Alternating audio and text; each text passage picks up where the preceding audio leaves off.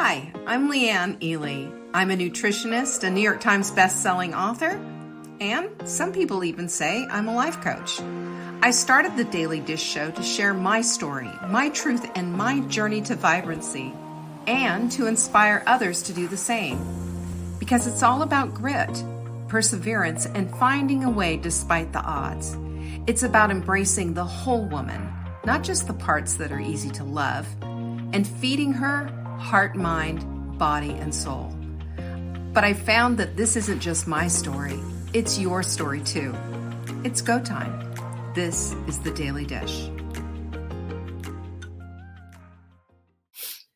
So one of the ways we tend to overthink, this is such an interesting way of looking at overthinking, because we think about our overthinking and just, you know how it is. You would think about the things that we overthink about, a wrong done to us, or this conversation that we had that didn't go quite right, or should I or shouldn't I, endless decision-making things. You know what overthinking looks like. I don't have to tell you.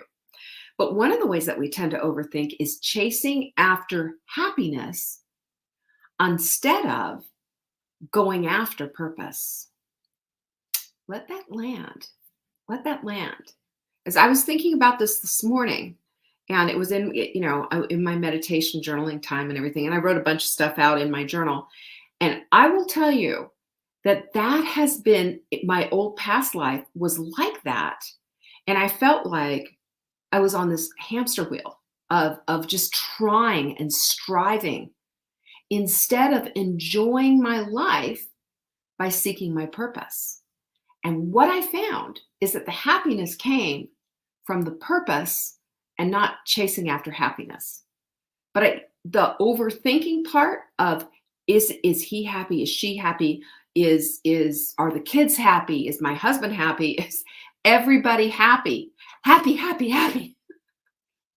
Like we're some kind of orchestrator of other people's happiness. Like we're getting up. Everybody now, be happy. This section, be happy. You in the middle, be happy. You over here, happy. Now all pipe in, be happy. Isn't it exhausting? And we have to have all this stuff that comes in to our heads to think about, now, how can we do this? How do we make this happy? And why are they unhappy? And shouldn't they be happy? Why am I not happy? Everybody needs to be happy, happy, happy, happy. And, we come into the place of questioning everything that we're doing. If we're unhappy, we're unhappy. Am I doing a good job? Should I change something to make sure everybody else is on this cotton picking planet is happy? It's crazy. And I just want to say to you, you are not the chosen one to be the director of happiness for the planet. You're not. You're not here to people please. You're not here to create and make sure that everyone is happy, and not even for yourself.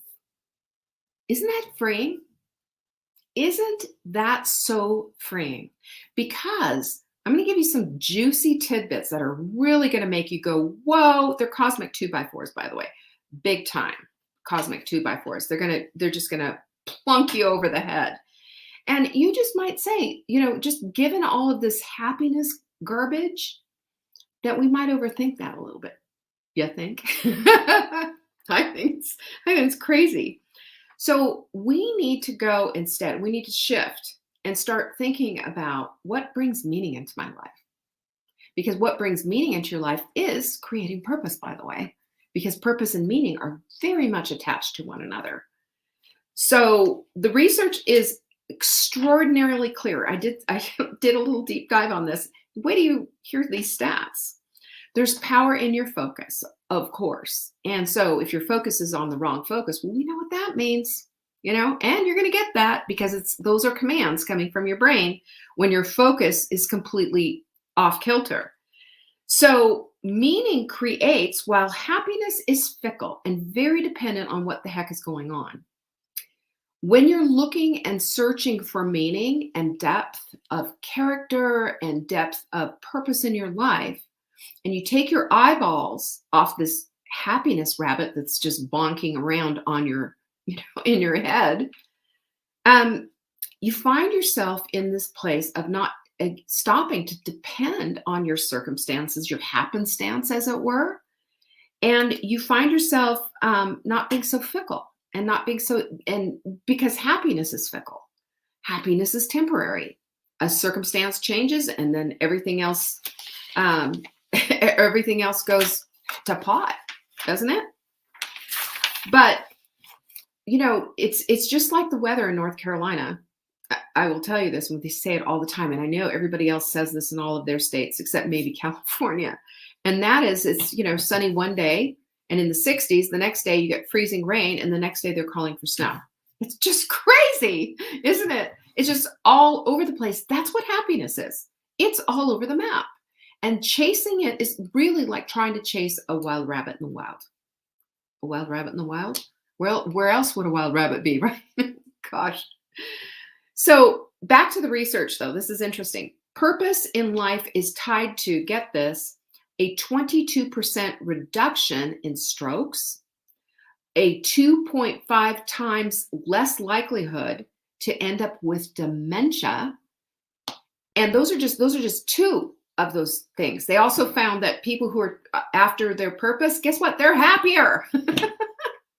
And people who chase after happiness happen to be, guess, go for it, unhappy. Isn't that crazy? So when happiness is your total focus, you become happy. And according to the researcher at UC Berkeley, you're overthinking happiness. Isn't that funny? We do. Because happiness happens. Get it? It happens. It's based on circumstances and happenstance. It is not based on what's inside. There's joy brewing. I feel we can find joy and connect with purpose and meaning and joy. Can't we? I believe we can. So contextually, meaning and purpose takes you outside of yourself and helps you to focus on others. And when I say this, I'm not saying this in the way so that you're going to be the sacrificial lamb and over volunteer yourself for everything, and then everybody comes first and you are very last on the list. I'm not saying that at all. It's about relationship. That's the key word. It's about relationship. When you're chasing happiness and you put it in a person, good luck with that. Anybody ever try that? How'd it work out for you? Doesn't. People are fallible. People are, and some people are, can be horrible, and some people can be really great. But this is the thing that you need to know about, that if we're going to go after purpose and meaning in life, we're going to be able to find that in our relationship with others. We will. There's something a little different about, well, I'm going to share it as we go. I've got more for you here.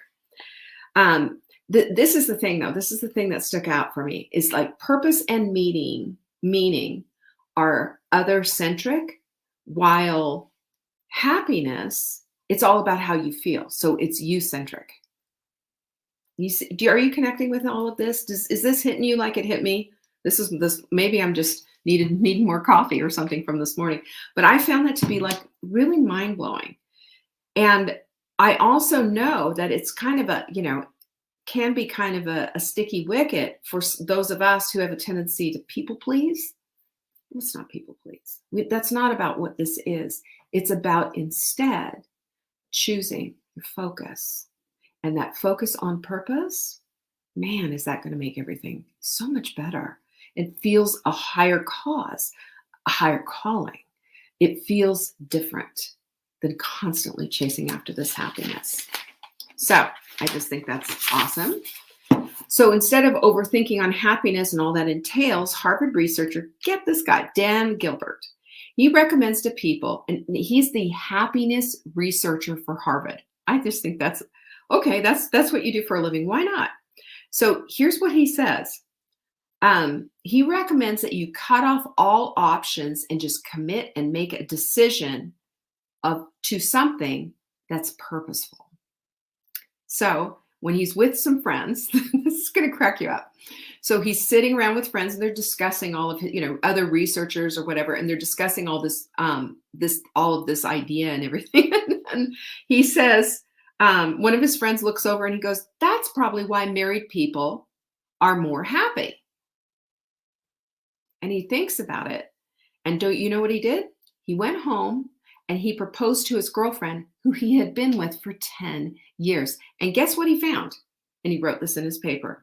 He was happier because he was committed to that decision and he had a higher purpose. I mean, that's what a marriage is. It's a partnership and it's a higher purpose. And this is not to put anyone down for, the way that they choose their relationship. I mean, Mark and I was committed to him, and regardless, but being married's different. It's different. There's just this little extra there. And there is a common purpose and more meaning and a deeper commitment, that's for sure. So I just thought that was just so fabulous. So this is why goal setting can be a bust for some people, by the way. Goal setting can be a bust because it's the pursuit of the goal that's going to make them happy, not the journey of getting there and the process of becoming. And those who do get this secret sauce and understanding of setting a goal and going after it and really understand the process of it and capture what it's going to do for them before they even get to that goal, those are happier people. They're happier. So they find meaning in the pursuit is why. And while other people only find happiness at the end of the road of getting that result. And then that puts them on a hamster wheel back and forth. Oh, well, when I get to the next goal, then I'll be happy. And then the next one, then I'll be happy. You see how this it's just crazy and convoluted, but that there's a little twist that just changes our whole perspective of how we put our focus on things and how we pursue something. So guess which thought process when you're pursuing goals is less exhausting? I don't have to tell you, you already know. So how do you get there? All right, I've got 3 juicy things, and they're juicy, and they're absolute needle movers, and they're absolutely, you can take these to the bank. You ready? All right, here we go. June says she's loving this. Good. I'm so glad because I just loved it. When I do my research and things and something starts to click in and my eyes start to water and I feel like I want to cry, I know that I've hit something deep within myself and all I can do is I have to share it, because it was a little bit off of what I was actually going to do originally this morning. But when I read this, it was just like, no. If I need to hear this that badly, everybody does. So here we are. Okay. So here it is. So here's how you go to finding meaning instead of chasing happiness. Okay, here you go. Number 1 is reframe the whole darn thing. Remember I was telling you about all this research and everything they did? Here's a research that they did in the University of Toronto. And they talked to janitors who worked there, asking them about how much they enjoyed their job or if they had meaning in their job. And here's what they found. The guys who just said, this is just a job, I'm making X amount of dollars a week or an hour or whatever, and I'm just a cleaner at the hospital, had pretty much flatlined on their job. They just, it was a job. Whereas when the other janitors, and they asked about how much they enjoyed their jobs, the guys who enjoyed and liked their job and found meaning in it was when they were a part of a team for helping sick people get well. You see the difference in that? What a colossal reframe on something that, people that are invisible, that we don't see normally, that we don't, interact with. Well, I do because that's just me. Hey, I want to meet everybody. But you know what I'm saying. Isn't that incredible? All it is a reframe. Look at it differently. Look at it with purpose and look for the meaning. You're going to find it. That's your reticular activating system at work. For these janitors too. They made a decision about their lives. that was completely different.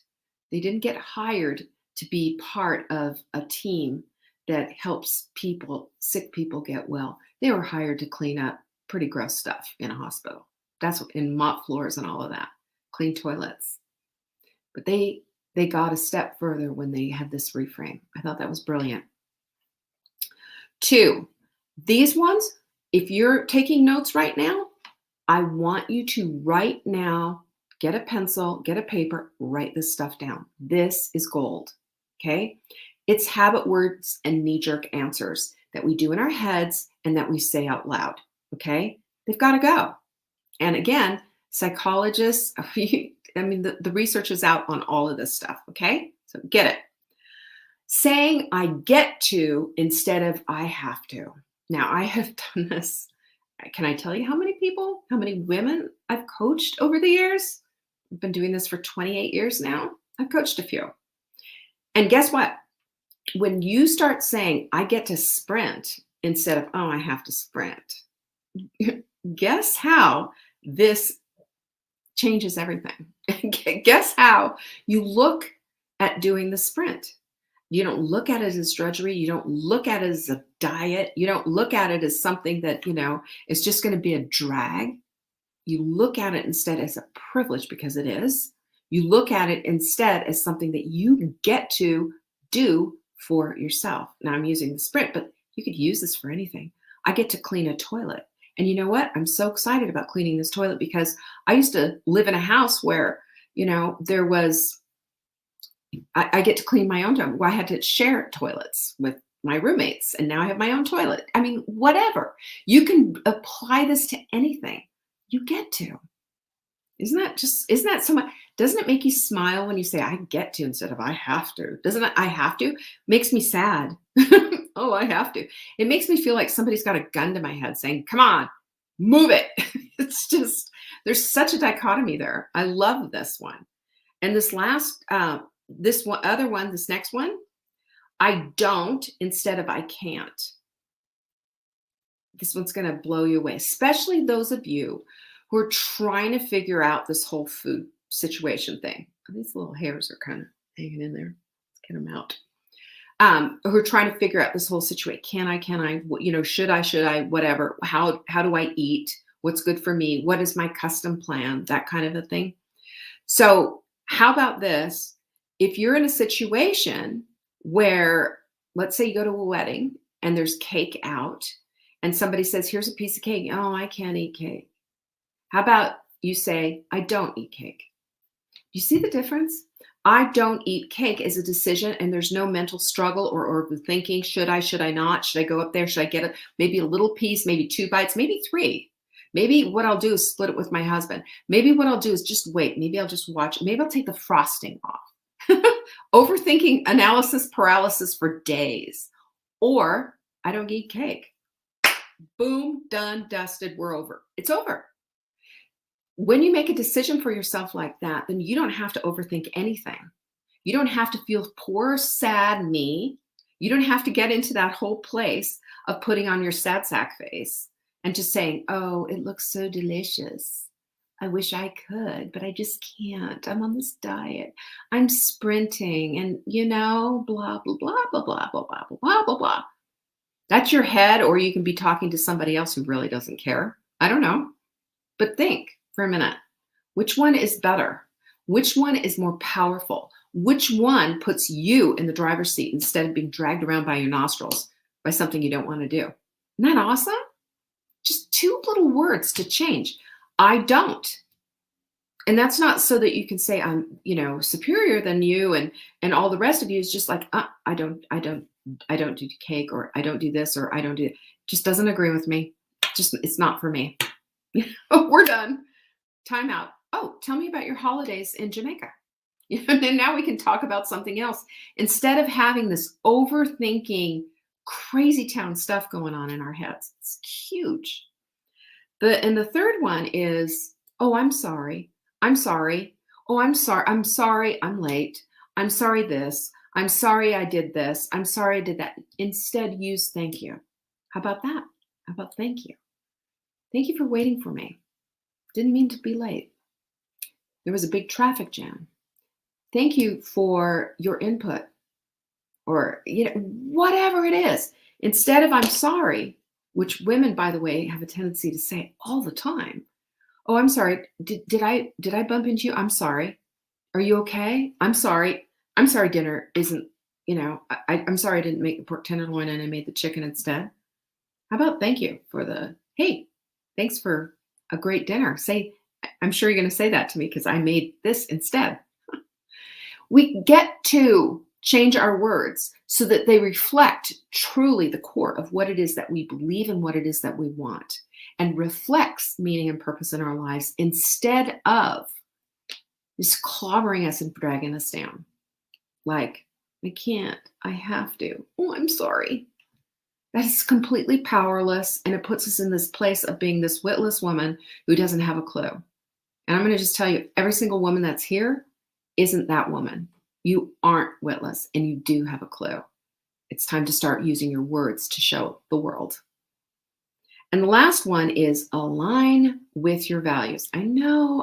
Of course you want to align with your values. Of course you do. And that seems really basic, but sometimes we're really at odds with ourselves. We're having this discussion, right? Having this discussion over here, talking and talking and talking, but not walking and walking and walking. We're out of alignment, right?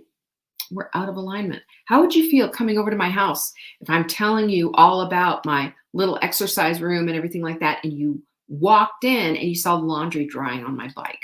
How would you feel about that? Maybe a little bit out of alignment, you think? Or you come to my house and you open up my pantry and you see nothing but like Cheetos, potato chips, and Oreos.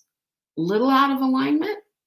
That's my whole thing, is that when you're doing something, your words have got to align with your actions and with what your life is. You need to speak the truth, because sometimes our stories change in order to adapt to the circumstances, don't they?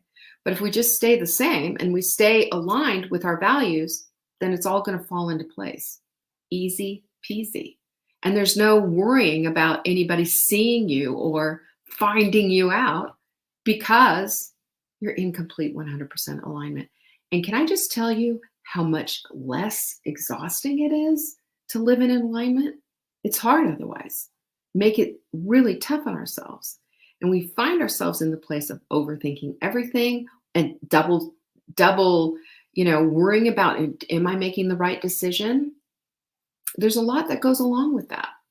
And when we cut the fluff and just decide that we are living on purpose and for purpose, chasing after the meaning for our lives instead of happiness, then we're finding ourselves in this place of absolute peace and harmony with ourselves, with God, with the people around us, and we love our lives.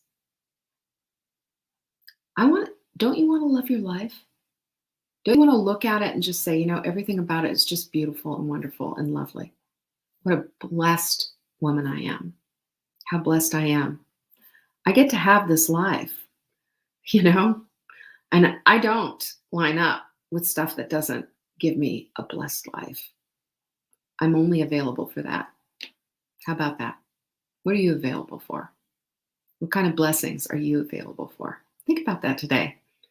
It might surprise you. And get out your journal and get to writing. This was some deep stuff, but I'll tell you what, game changer, complete game changer. I hope that was helpful for you. I know I love this.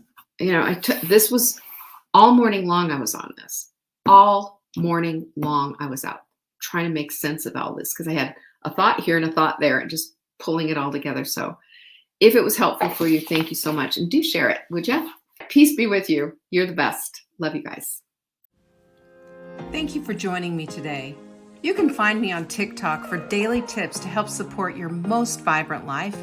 And remember, you are the author of your own story. Until next time.